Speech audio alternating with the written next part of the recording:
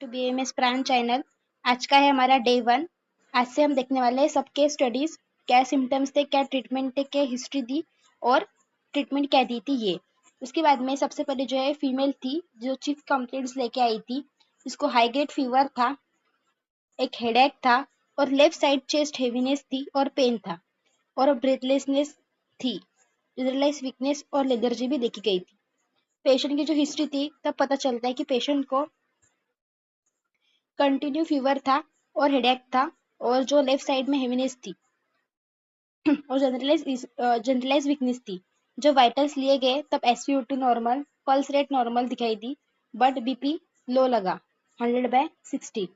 उसके बाद में अब देखेंगे कि पेशेंट को कुछ हिस्ट्री थी क्या। तो पेशेंट की हिस्ट्री में डायबिटीज मेलेटस और हाइपोथायराइडिज्म की पेशेंट को हिस्ट्री थी।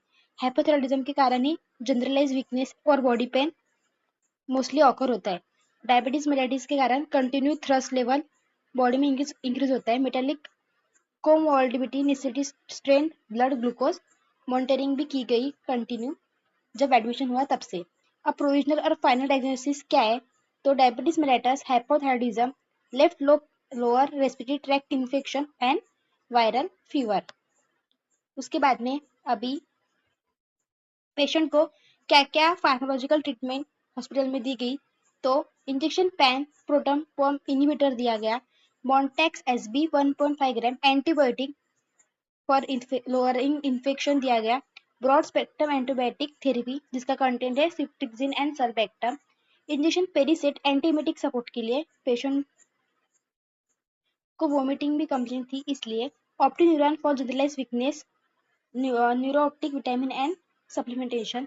पेशेंट को कंटिन्यू फीवर था इसलिए सुमोल paracetamol antipyretic action for fever controlation, Levocet M antihistaminic and anti allergic formulation, Zincovit दिया गया essential nutrition and zinc multi mineral support, syrup Grilinctus 10 ml मतलब माइकोलेटिक और ब्रोंकोलाइटिक डायरेक्टर। ग्रीनिलिक्टस का कंटेंट क्या क्या आता है, तो ग्रीनिलिक्टस में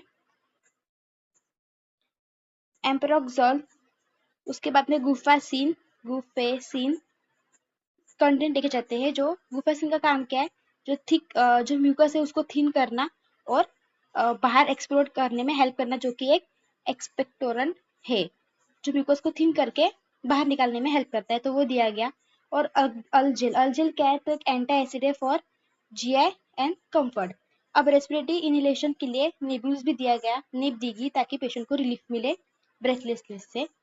तो ये थी उसकी treatment. Clinical case study notes, तो कंटिन्यूअस क्लोज मॉनिटरिंग रखा गया, फ्रीक्वेंट शुगर मेंटेनिंग रखी, टारगेटेड मैनेजमेंट ऑफ हाइपोथायराइडिज्म और एडवोकेट हाइड्रेशन एंड रेस्ट रखा गया। Nebulisation, antibiotic and antibiotic protocols के अकॉर्डिंग ट्रीटमेंट दी गई। तो इस तरह से ये हमारी फर्स्ट केस स्टडी थी। Thank you.